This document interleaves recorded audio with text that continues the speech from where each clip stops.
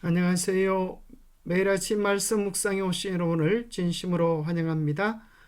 3월의 마지막 날이네요. 3월 31일 일요일, 하늘의 전쟁. 선악간에 있었던 대쟁투에 대한 내용들을 이번 기회에 배우게 됩니다.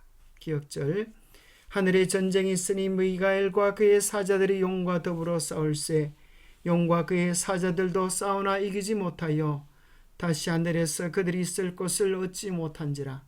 계시록 12장 7절 8절. 생각할 문제: 계시록 12장 7절에서 9절은 악의 기원에 대해 무엇을 알려주는가?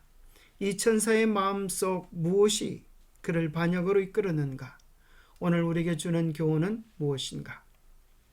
계시록 12장 7절부터 9절입니다. 하늘의 전쟁이 있으니 미가엘과 그의 사자들이 용과 더불어 싸울세 용과 그의 사자들도 싸우나 이기지 못하여 다시 하늘에서 그들이 있을 곳을 얻지 못한지라. 큰 용이 내어 쫓기니 옛뱀 곧 마귀라고도 하고 사탄이라고도 하며 온 천하를 꿰는 자라. 그가 땅으로 내쫓기니 그의 사자들도 그와 함께 내쫓기니라. 악의 기원에 대하여 하늘 천사의 반역으로 인하여 이 땅에 쫓겨 내려온 존재에 대하여 이야기해 주고 있습니다. 하늘에서 용이 반역할 수 있는 자유가 있었고 그 자유를 자기를 위하여 남용한 용이 전쟁을 일으키므로 악이 표문화되었고 하나님은 당장 그를 멸하실 수도 있으셨으나 그렇게 하지 않으셨습니다. 이 구절은 선과 악의 우주적 전쟁을 묘사합니다. 사탄과 반역한 천사들은 그리스도와 전쟁을 벌였고 결국 하늘에서 쫓겨났습니다.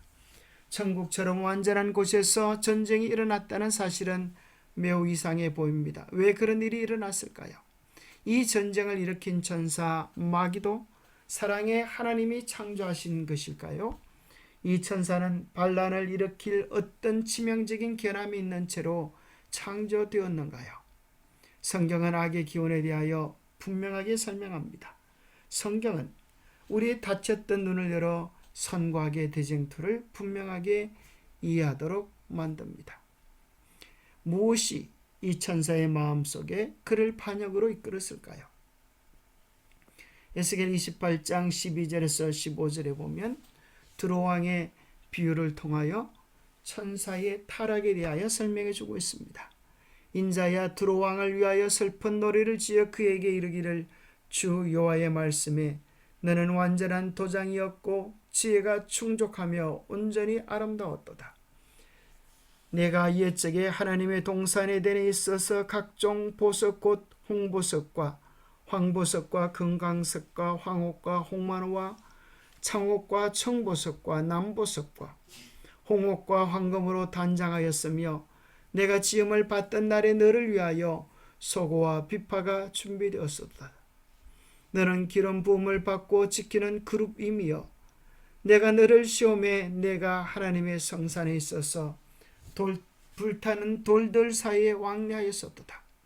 내가 지음을 받던 날로부터 내 모든 길에 완전하더니 마침내 내게서 불의가 드러났도다. 이사야 14장은 이렇게 이야기합니다. 너 아침의 아들 계명성이 어찌 그리 하늘에서 떨어졌으며 너 열국을 엎은 자여 어찌 그리 땅에 지켜난고. 내가 내 마음에 이르기를 내가 하늘에 올라 하나님의 뭇별 위에 내 자리를 높이리라. 내가 북극 지폐의 산 위에 자정하리라. 가장 높은 구름에 올라가 지극히 높은 이와 같아지리라 하는도다. 천사장의 지혜와 교만이 그를 반역으로 이끌게 되었습니다. 하나님이 마귀를 창조하신 것은 아닙니다. 하나님은 루시퍼라는 눈부시게 빛나는 존재를 창조하셨습니다. 이 천사는 완전하게 창조되었습니다. 완전한 창조는 선택의 자유, 즉 강압이 아닌 사랑으로 다스리는 하나님의 나라의 통치 원칙을 포함하고 있었습니다. 죄는 하늘에 있던 루시퍼에게서 시작되었습니다.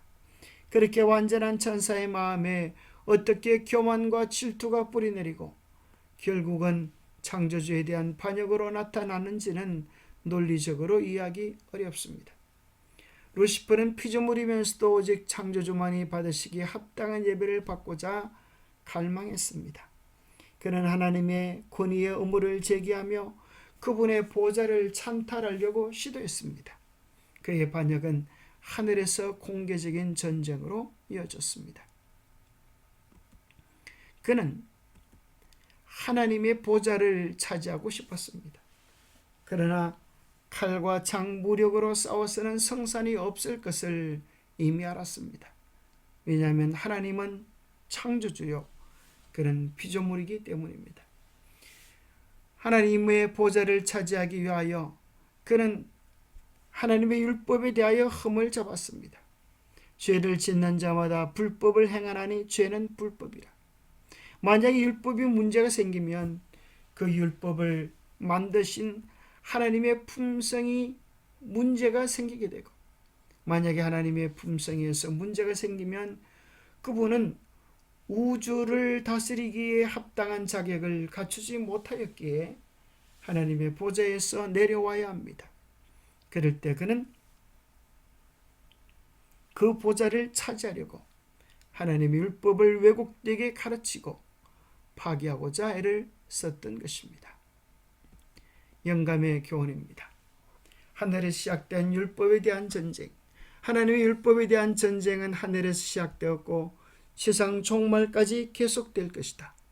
모든 사람은 시험을 받게 될 것이다.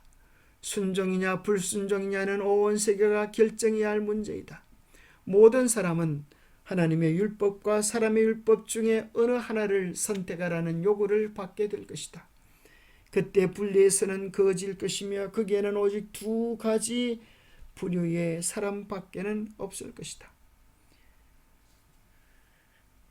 기도하겠습니다. 하나님 아버지, 하나님께서는 이 온 우주를 완전하고 아름답게 창조하셨습니다. 그럼에도 불구하고 천사장의 마음속에 있었던 교만이 하나님께로부터 받는, 하나님께서 받으시는 영광을 그도 차지하고 싶어서 하나님께 반역을 일으켰습니다. 우리의 마음속에서 하나님의 자리를 넘보는 어리석은 교만을 떨쳐버리게 도와주시고 하나님의 거룩한 계명에 순종하며 주님의 품성 사랑을 닮아가는 우리의 삶이 되게 하여 주시옵소서. 우리의 마음속에 일어나는 선과 악의 전쟁들 속에서 언제나 주님 편을 택하고 언제나 교만이 아닌 겸손을 택할 수 있도록 도와주옵소서. 그리하여 주님과 동행하는 아름다운 선의 도구들이 되도록 축복하여 주시옵기를 우리 주 예수 그리스도 이름 모자하여 간절히 간구하옵나이다. 매일 주님과 함께 주님 안에서 참된 평화와 기쁨을 누리는 우리 모두가 되시기를 축복합니다. 감사합니다.